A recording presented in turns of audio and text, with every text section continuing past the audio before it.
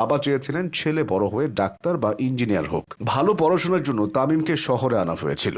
সেখানে পড়াশোনার বাইরে যে সময়টা পেতেন ক্রিকেট খেলেই কাটাতেন। স্কুলের পর প্রাইভেট টিচাররা আসতেন, এমনকি রাতেও টিচাররা আসতেন। তামিমকে বাসায় পেতেন না।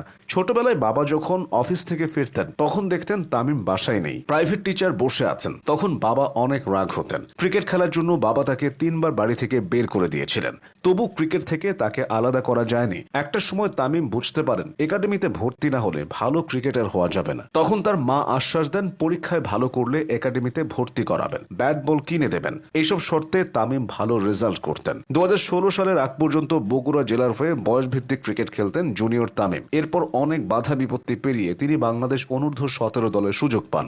এবার বাবার মন গলে তামিমকে কিনে দেন 25,000 টাকার ব্যাট। তামিম পেয়ে যান লক্ষ্যে পৌঁছানোর অনুপ্রেরণা। 2017 সালে তিনি রাজশাহীর বাংলা ট্র্যাক ক্রিকেট একাডেমিতে ভর্তি হন। সাবেক ক্রিকেটার খালেদ মাহমুদ সুজন এই প্রতিষ্ঠানের প্রধান কোচ। তবে সবকিছু ছাপিয়ে 2020 সালে অনূর্ধ্ব-19 বিশ্ব